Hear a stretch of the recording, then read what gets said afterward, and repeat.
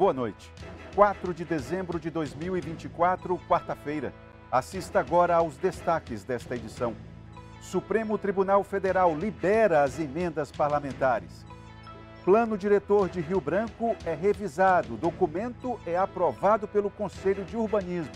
Mas qual perfil de cidade teremos para os próximos 10 anos? IDAF inicia cadastramento de propriedade com plantação de soja em todo o Acre. Julgamento dos policiais que mataram a menina Cauane, de apenas 11 anos, tem pressão popular. Familiares exigem punição severa. O Gazeta em Manchete começa agora.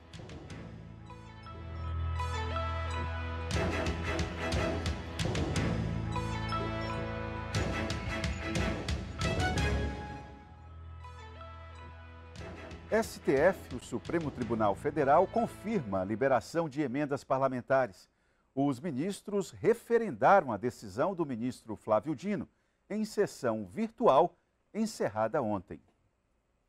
O Supremo Tribunal Federal, por unanimidade, confirmou decisão liminar do ministro Flávio Dino, que liberou o pagamento das emendas parlamentares, conhecidas como emenda de relator, de comissão e também emendas PIX. A sessão virtual, convocada para examinar a liminar, terminou por volta de meia-noite desta terça-feira.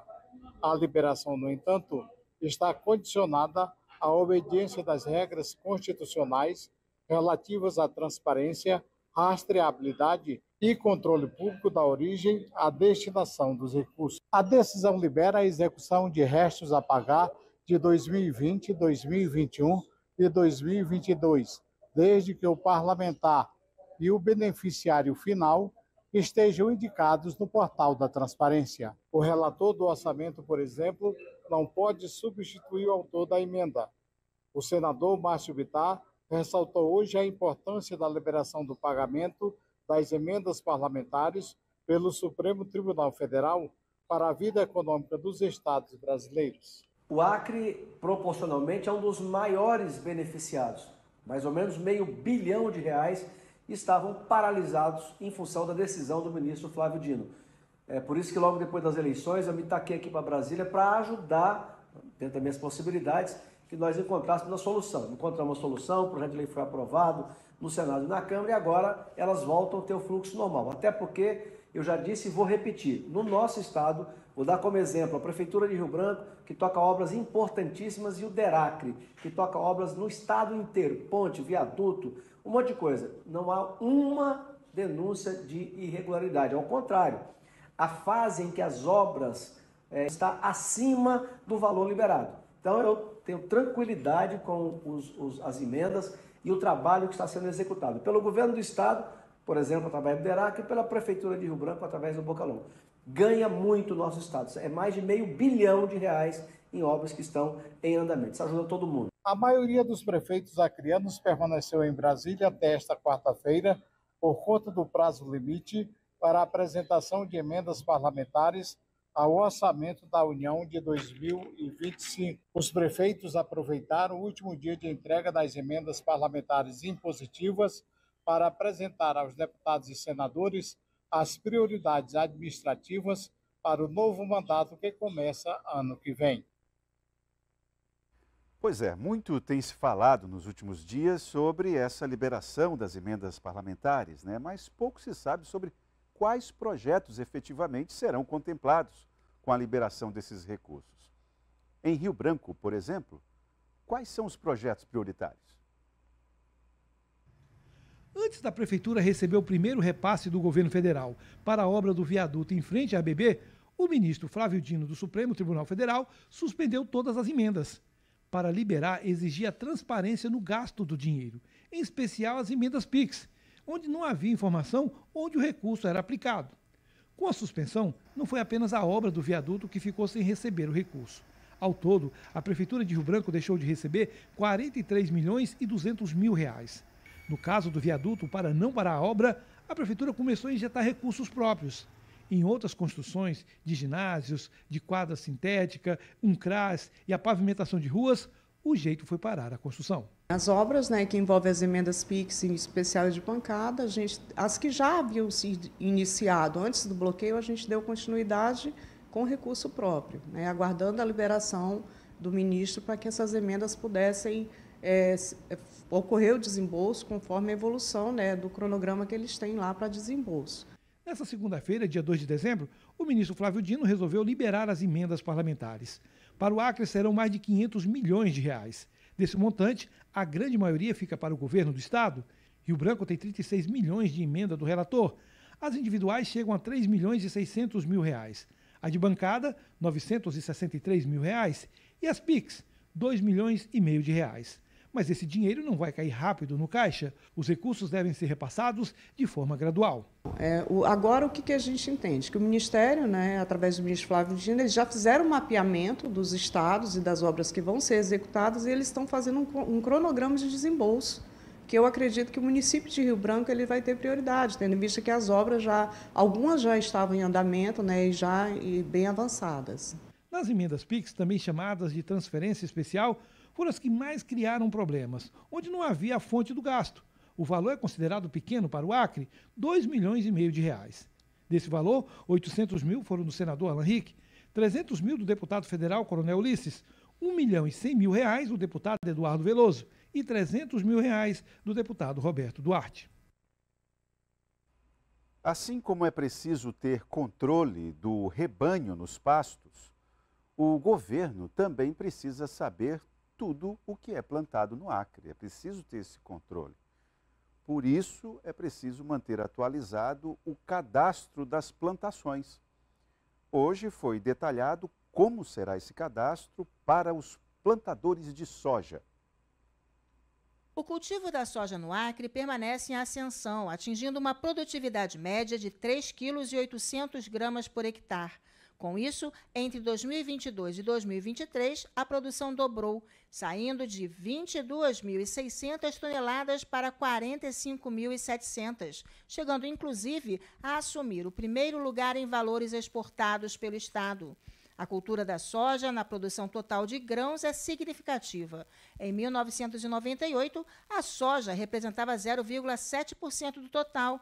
Em 2022, já estava em 9,82%, o que representa um crescimento de 1.302% em apenas 14 anos. Pela primeira vez, um levantamento sobre as áreas de cultivo de soja aqui no estado está sendo realizado. Com base na última safra de 2023-2024, pelo menos 17 mil hectares de áreas são destinados para essa cultura. Essa pesquisa faz parte do Programa Nacional de Controle de Ferrugem Asiática da Soja. A doença é causada por um fungo e pode resultar perdas de até 90% na produção. É um fungo desfolhador, que dizima as produções de soja, baixa drasticamente a produtividade da soja. Esse fungo ele se dispersa muito facilmente, ele pode ser levado pelo vento, pelo homem, por maquinário. Então, os produtores, para combater, eles trabalham preventivamente, fazendo aplicações com fungicidas preventivamente, e diversificando os fungicidas para que o fungo não ganhe resistência a esses produtos. O cadastro das lavouras da soja é obrigatório e foi instituído pelo Sistema de Defesa Agropecuária, no âmbito do Ministério da Agricultura. Por meio desse levantamento, técnicos do Instituto de Defesa Agropecuária e Florestal vão poder realizar fiscalizações precisas, saber onde existem plantações de soja e se os produtores estão respeitando normas como, por exemplo, os 90 dias de vazio sanitário, são algumas dessas ações realizadas. O fungo da ferrugem asiática ele é um parasita obrigatório, que a gente chama, Então, fora da planta, ele só sobrevive 60 dias. Ele tem um período de vida curto. Então, a gente precisa que não exista plantas vivas para ele não completar seu ciclo, Então, com 60 dias, você abaixa muito a fonte de infestação, fonte de inóculo, que a gente chama, para que na próxima safra você tenha um mínimo ou menor quantidade de fungos na natureza para você ter menos incidência da doença. Proprietários, arrendatários ou ocupantes de qualquer área produtora de soja devem realizar o cadastro até 15 dias após a semeadura da safra 2024-2025. O formulário fica disponível para os sojicultores nos sites cisdaf.ac.gov.br é idaf.ac.gov.br.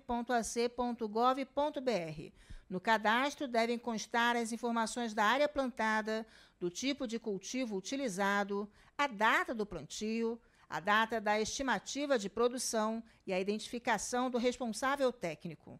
Para manter uma lavoura saudável, é preciso realizar ações preventivas de forma periódica. A aplicação de fungicidas deve ocorrer de 3 a 4 vezes durante a safra. O produto ajuda a prevenir a propagação dos fungos. Os produtores eles precisam notificar o IDAF diante de qualquer sintoma semelhante à ferrugem ou praga que se manifeste com maior concentração dentro das suas lavouras.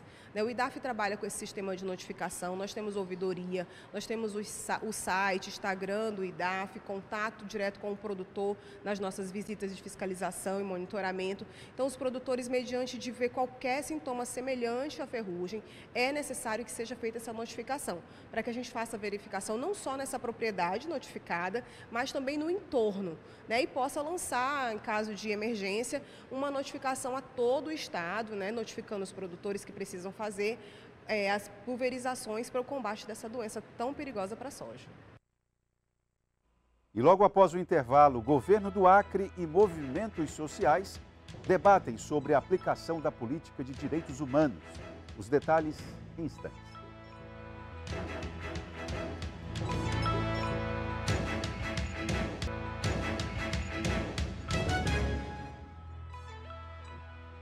O governo do estado realiza a 11ª Semana Estadual de Direitos Humanos. Por meio da Secretaria de Estado de Assistência Social e Direitos Humanos e apoiadores, o governo do estado iniciou a 11ª Semana Estadual de Direitos Humanos, com o tema Todos os seres humanos nascem livres e iguais em dignidade e direito. A programação conta com premiação, encontro de formação, plenária para ouvir a sociedade civil da capital, além de uma plenária virtual para ouvir as demandas dos demais conselhos municipais no estado. Trazendo dignidade, combatendo o preconceito, a discriminação, a xenofobia e mostrar que juntos podemos transformar nossa sociedade, trazendo respeito principalmente a todos, independente de quem seja.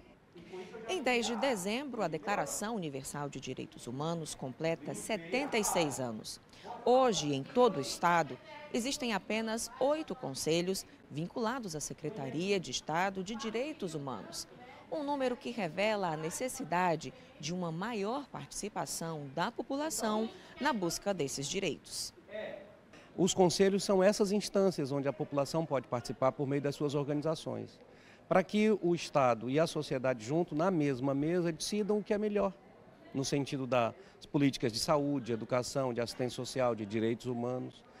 Quando a gente não tem essa participação, o que acontece? O Estado tem que agir sozinho. O governo, na maioria das vezes, fica com a ação de agir sozinho. A diretora de Políticas Públicas destaca ainda os principais problemas existentes no Estado e que necessitam de ações urgentes para a garantia e promoção da dignidade humana. Estamos em um estado onde ele é tríplice fronteira, entrada, saída, Peru, Bolívia, e encontramos algumas dificuldades quando nos deparamos com um número reduzido de servidores, que possa estar atendendo, melhorar, que esse trabalho possa ser humanizado. Uma grande preocupação e dificuldade que estamos tendo também é com o grande número da nossa população em situação de rua, que tem aumentado dentro do nosso estado, aqui em Rio Branco e Cruzeiro do Sul, mas estamos trabalhando, traçando política pública, junto com todas as instituições e com a sociedade civil, para que nós possamos diminuir esse número. Vamos ser sinceros, Todas as vezes que nós ouvimos essa expressão direitos humanos, vamos ser honestos, a primeira ideia que vem na nossa cabeça qual é? Quem defende direitos humanos está defendendo o direito de presos, está defendendo o direito de vagabundo, está defendendo o direito de ladrões, não é assim? Pois é, eu vou só colocar aqui 2 números. Hoje no Acre, eu vou colocar em números gerais. Nós temos aproximadamente 111 mil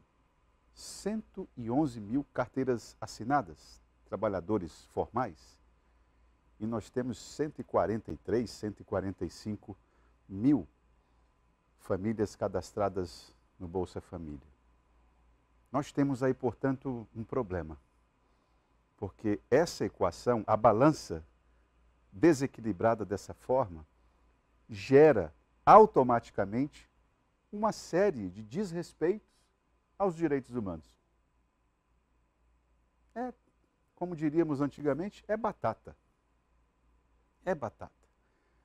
Como é que a pobreza e, em alguns casos, em muitos deles, a miséria, a exclusão, que está posta em um cenário como esse, como é que impacta na velhice? Como é que impacta na infância? Como é que impacta na mulher enquanto um ser que busca a emancipação, né? Vemos aqui todos os dias, praticamente, no noticiário, como é que isso impacta. Direitos humanos é isso. Falávamos semana passada a respeito do problema da habitação popular. Nós temos um governo, um poder público que é praticamente inoperante nessa área. Isso é um direito humano.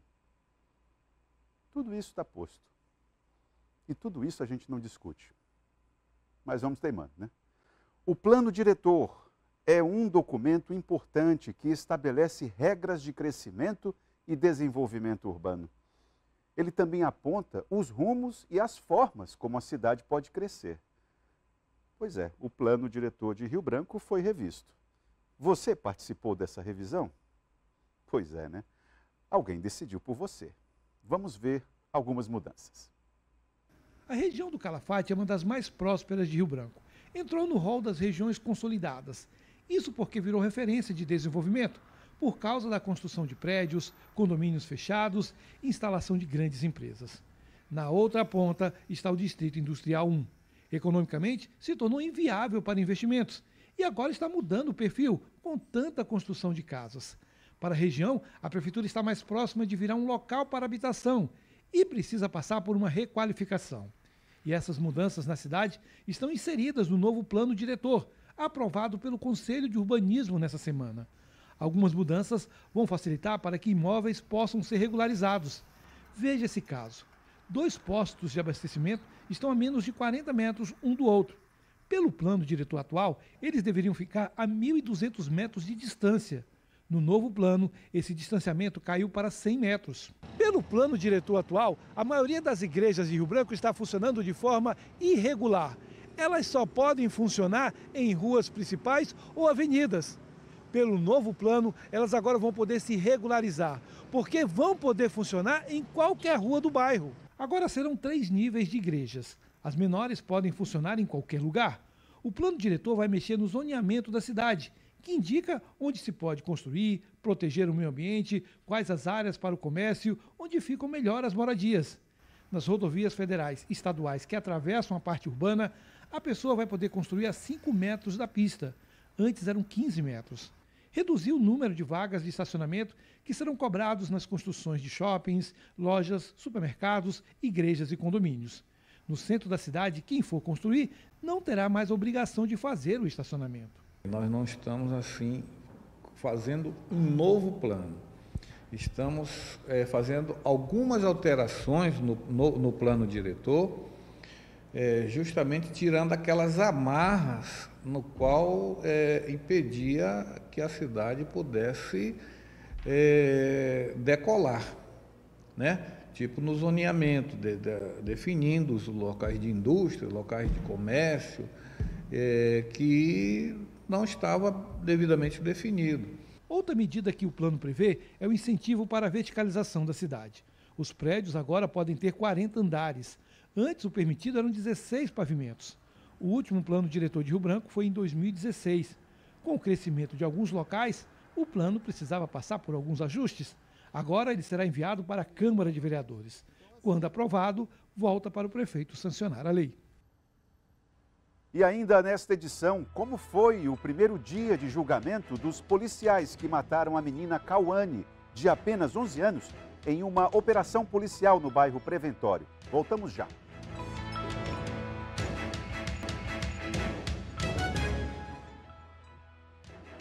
O O julgamento dos policiais do BOPE acusados de matar Maria Cauane, de apenas 11 anos, em uma operação policial, iniciou hoje. Essa operação policial aconteceu em 2018. Bom, e como era esperado, o clima hoje era de tensão.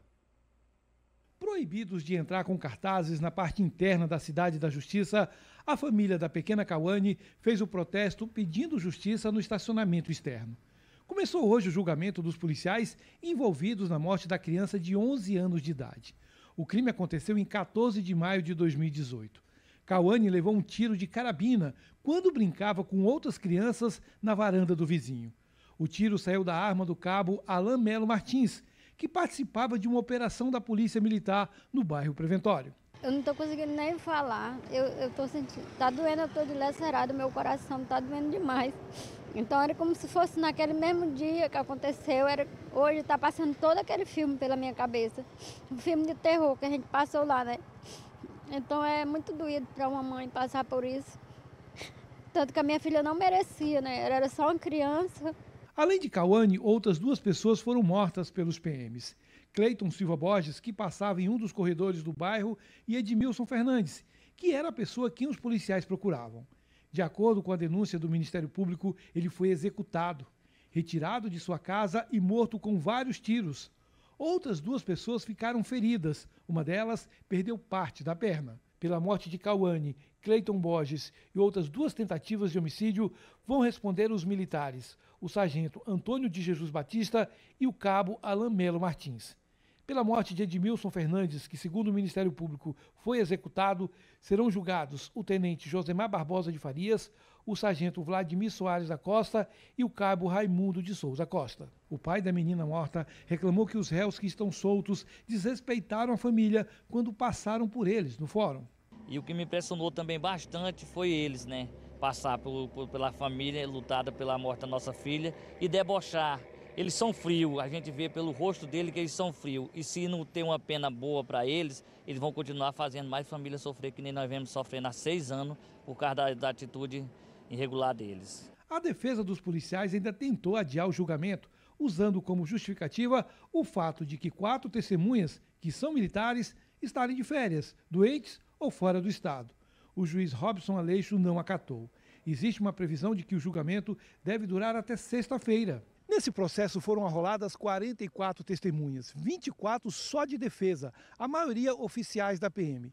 Entre eles, o coronel Ricardo Brandão, que é atual secretário de Estado, e o deputado federal Coronel Ulisses. De acordo com o Ministério Público, se esse oficialato foi chamado para fazer pressão no processo, não vai funcionar nesse caso.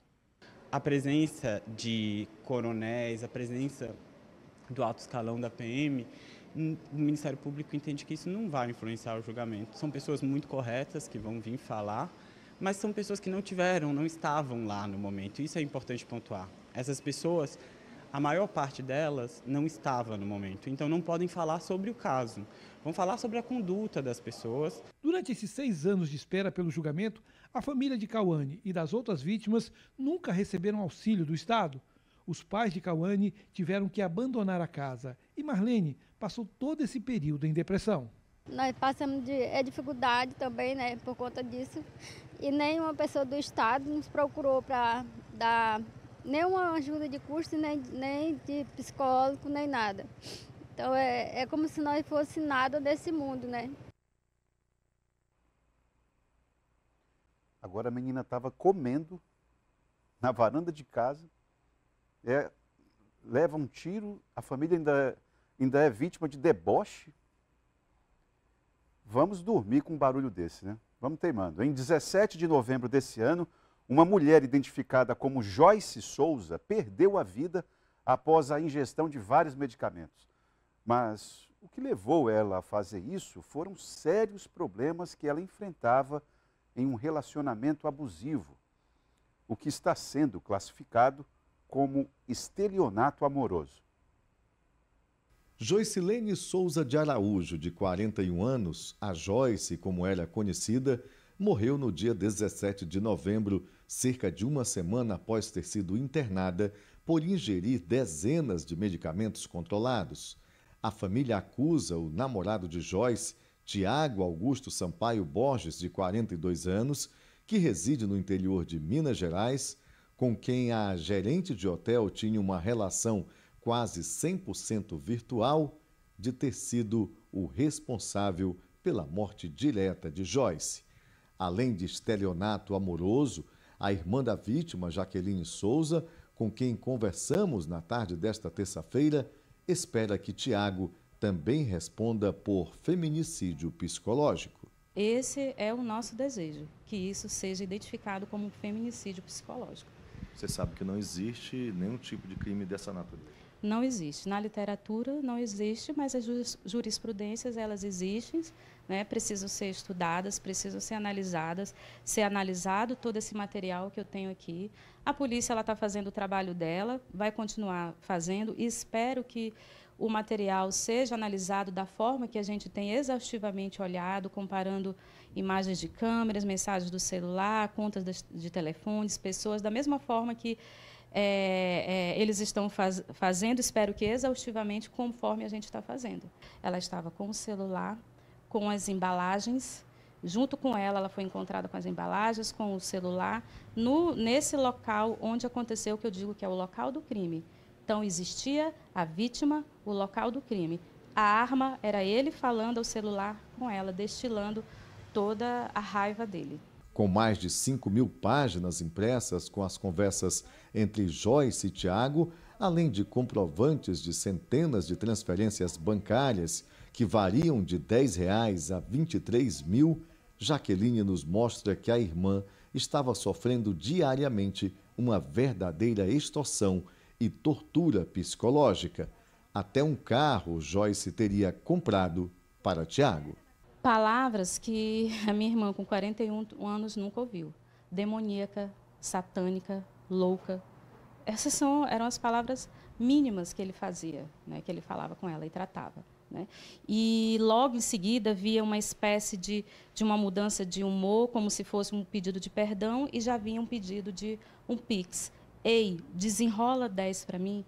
Ei, pede a marmita, pede o lanche. Esse era o linguajar, porque até áudio tem. Então, a gente consegue ver até no tom de voz, né, como ele fazia isso. E a Joyce sempre dizendo, não tenho de onde tirar, não tenho como te passar, eu estou usando o limite do cartão de crédito, eu estou tendo que fazer empréstimo, eu não tenho mais condições de ficar esperando o dia que você vai receber, porque ele dizia que tinha sempre dinheiro para receber, que repassava para ela, que seria um empréstimo, mas isso não acontecia. Em nenhum momento isso aconteceu.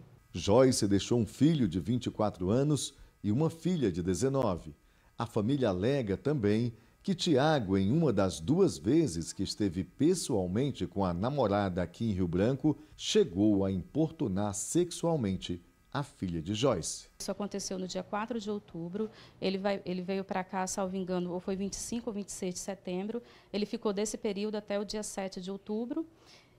A primeira vez foi em maio, essa segunda vez foi nesse período, e no dia 4 de outubro estava agendado ele sair para fazer uma tatuagem, e a minha irmã estava só terminando de se arrumar e a Duda estava se arrumando no quarto porque ela ia para um torneio. Nesse momento, ele ficou mostrando fotos aleatórias para ela, dizendo assim, olha no tempo que eu tocava, olha eu na minha infância. E aí ele falou assim o seguinte, Duda, olha, vou te mostrar uma coisa engraçada. Então, ele pegou o celular, olhou, ele sabia bem do que ele estava mostrando, virou a foto do celular para ela, e a Duda ficou horrorizada com aquela foto que ela estava vendo. Ele voltou de novo e mostrou novamente, né? E ela falou, saia do meu quarto agora. Na foto tinha as partes íntimas dele. Isso, na foto tinha as partes íntimas dele. Jaqueline conta que após a irmã ter sofrido na relação conturbada, que durou cerca de 10 meses, Joyce não suportou a pressão psicológica. Na última mensagem deixada ao namorado, ela escreveu, não tenho mais vida não, você destruiu, você vai deixar 2 filhos sem mãe e uma mãe sem filha. Bem difícil, essas foram as últimas palavras. Eu mencionei ali que quando ela faz isso é 19h48 e quando a gente associa A hora dessa mensagem, pela câmera de vídeos do espaço que ela estava, ela coloca o celular assim no peito e ela fica fazendo assim com o celular. Já é 19h51. E é o momento que ela vai para um outro espaço, pega uma água e ela já vai com esse objetivo. Às 8h ela manda mensagem para mim, às 8h08 manda mensagem para a Duda e às 8h09 manda mensagem para o filho. Ainda fala com um amigo, que é o funcionário do hotel, também nessa mesma hora. E depois a gente fica sem manter contato. Por isso que eu digo que, da hora que ela entrou, né, já para esse espaço, de 19h51 até 8h14, é onde ela faz a ingestão de 70 comprimidos. Mesmo assim, o Tiago continua destilando. Continua. Então, se for visto aqui nesse material, ainda tem mais umas 4 páginas, ele destilando ódio, fazendo acusações, dizendo que ela roubou lá no trabalho dela, que ela desviou 339 mil, que ela tinha pego 3 iPhone, um iPad, um smartwatch, tinha liberado um saldo para um cliente de 12 mil, falou que estava com a possibilidade dela ter transmitido HIV para ele, que várias pessoas avisaram ele que ela ia ser presa já no dia seguinte, que ela ia aparecer no jornal, e de que que ele tinha sido avisado de que ela iria fazer essa proposta, né, que era sair do trabalho dela para começar, junto com ele, começar a dar golpes em velhos. De acordo com o diretor do Departamento de Inteligência da Polícia Civil do Acre, delegado Nilton Boscaro, 3 boletins de ocorrência foram registrados sobre o caso, que segue em fase de investigação. A Polícia Civil se colocou à disposição, a Maria Eduarda foi até a delegacia, foi feito o registro de ocorrência e ali iniciou a investigação em relação aos fatos relacionados à Maria Eduarda. Com relação ao caso Joyce, né, foram registrados 3 boletins de ocorrência durante o período ali de uma semana, e esses 3 boletins de ocorrência foram unificados junto com a doutora Helenice Fress, que é a coordenadora da Delegacia da Mulher.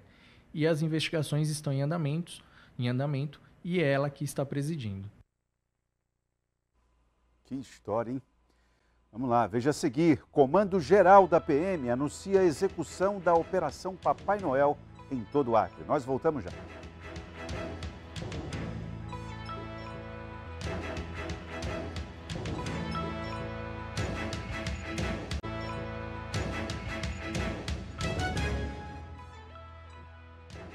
Polícia Militar do Acre inicia a execução da Operação Papai Noel. Realizada pela Polícia Militar do Acre, a tradicional Operação Papai Noel intensificará as ações de segurança em áreas comerciais, terminais e pontos de ônibus durante as festas de final de ano. O objetivo da ação é reforçar o policiamento para prevenir e combater ações criminosas e garantir a tranquilidade à população. A operação iniciou no dia 29 de novembro e se estende até o dia 2 de janeiro de 2025. Cerca de 160 policiais serão destacados para o reforço durante o período. São 2 fases, que a primeira já iniciou dia 29, reforço de policiamento em Rio Branco e também nos municípios do interior, né, e a segunda fase, né, com o reforço do policiamento mais próximo do Natal, do dia 25, né, onde nós teremos uma dose extra, mais uma dose extra de policiamento. Além do reforço policial, a Polícia Militar também realiza outras atividades durante a operação. Nós teremos várias atividades. Nossa banda de música estará, né, aí protagonizando eventos, né, dando também dicas de segurança, né, em vários locais, no Palácio, reunindo a comunidade, inclusive com a participação do Colégio Militar Tiradentes. Dia 13 nós teremos a formatura do PROERD, formatura geral, com mais de 1.000 crianças, né, na Igreja Batista do Bosque.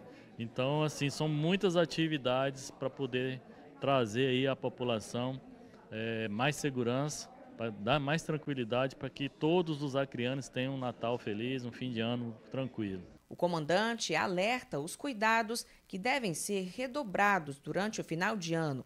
Ele afirma que hoje uma das principais queixas da população se refere aos golpes, principalmente pela internet.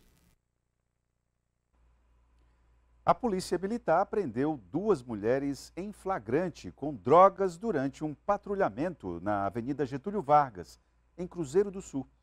A ação faz parte da Operação Papai Noel, que intensifica a segurança na cidade nesse período do ano. A Polícia Militar, em Cruzeiro do Sul, identificou 2 mulheres em atitude suspeita na Avenida Getúlio Vargas, uma das áreas mais movimentadas da cidade. Segundo o capitão da Polícia Militar, Robson Belo, as suspeitas estavam carregando bolsas e demonstraram nervosismo ao avistar a viatura. Estamos com a Operação Papai Noel ativa, o policiamento foi redobrado e durante o patrulhamento ali no centro da cidade, ali na Avenida Getúlio Vargas, foi identificado 2 mulheres que estavam carregando ali, cada uma tinha uma bolsa, e ao avistar a polícia, elas iniciaram ali um nervosismo com quem iria fugir. A polícia deu voz de parada, fez a abordagem e solicitou verificar as bolsas. Ao verificar, identificou lá 150 gramas de entorpecente, aparentemente maconha, e com isso foi dado voz de prisão e encaminhado para a delegacia agora. As investigações agora buscam identificar a origem da droga e possíveis conexões das suspeitas com outras pessoas envolvidas no crime. Bem, além do entorpecente, as 2 mulheres foi dado voz de prisão encaminhada. Uma delas foi identificado que ela era cônjuge de um outro que também já tinha sido preso por tráfico de drogas. Agora vai ser feito ali o devido investigação para ver a relação delas e de onde elas trouxeram essa droga, né? Câmara Criminal mantém condenação de um tio acusado de estuprar 2 sobrinhas na cidade de Brasileia. Ele foi condenado a 20 anos de prisão. É isso mesmo, a Justiça do Acre, ela ratificou a condenação de Sérgio Luiz Spellman pelo crime de estupro de vulnerável, envolvendo 4 de suas sobrinhas quando ainda eram menores. A decisão, divulgada pela Câmara Criminal do Tribunal de Justiça, rejeitou recursos protocolados pela defesa do acusado, que alegava a falta de provas. O detalhe do relator do caso, o doutor Elcio Sabo Mendes, ele destacou que a evidência apresentada no processo é clara e incrimina Sérgio Luiz. Com essa confirmação, em segunda instância, a prisão do réu foi imediatamente ordenada e cumprida pela Polícia Civil. Agora, olha só como foi que aconteceu este caso. Em julho deste ano, um juiz da comarca de Brasileia havia condenado Spellman por 20 anos de reclusão em regime fechado, tendo em vista os abusos ocorridos em 2001, aliás, entre 2001 e 2023, às sobrinhas que tinham entre 7 a 12 anos, e isso acontecia na casa da família, quando ele ia passar os finais de semana na casa da família. Informação de que ele abusava de 2 sobrinhas de 7 e 12 anos de idade, e isso aconteceu entre os anos de 2011 e 2023. Os crimes, como eu já falei, eram realizados na residência da família na BR-317, na zona rural do município de Brasileia. Na época dos abusos, as vítimas estavam com menos de 13 anos, o que caracteriza aí o estupro de vulnerável. Agora, com essa sentença aí ratificada, ele deve cumprir aí os 20 anos de reclusão sem ter direito a recorrer em liberdade. A Polícia Militar prendeu uma mulher suspeita de tráfico de drogas. A prisão ocorreu no bairro Cadeia Velha, aqui em Rio Branco. É exatamente isso. Na tarde de terça-feira, uma mulher que não teve a identidade revelada acabou sendo presa em flagrante. Ela estava com um material, pense num carregamento de droga. É exatamente essa droga aí que você acompanha. Segundo as informações repassadas pela polícia, os policiais militares do Choque, que fazem parte do Batalhão de Operações Especiais, o BOP, eles estavam ali fazendo patrulhamento de rotina na região do bairro Cadeia Velha, quando eles ali em determinado momento acabaram avistando uma mulher e ela estava em atitude suspeita. Aí os policiais tentaram se aproximar. Quando os policiais tentaram se aproximar, essa mulher então, meu amigo, deu no pé, começou a correr, mais na frente entrou em uma casa, entrou em uma residência. Foi aí como os policiais estavam ali já na realização desse acompanhamento, foram até o imóvel e lá nessa casa acabaram encontrando toda essa quantidade de drogas que você observa nessa foto. Foi aí mais de 3 quilos de cocaína tipo oxidado, mais de 1,5 kg de skunk, a popular conhecida super maconha, e também 62 gramas de pó aparentemente sendo cocaína. Após isso, a mulher, logicamente, recebeu voz de prisão, foi encaminhada para a DEFLA, junto também com todo esse material que foi apreendido.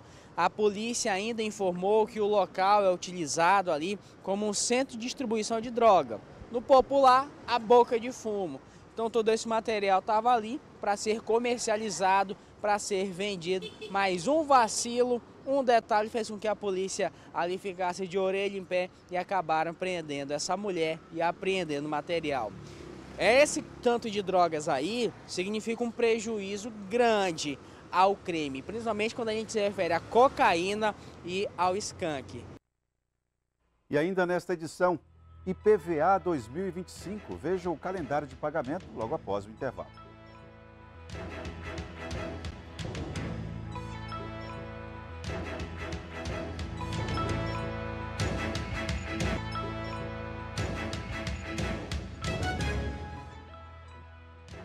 O governo do Acre divulga o calendário de vencimento do IPVA para 2025.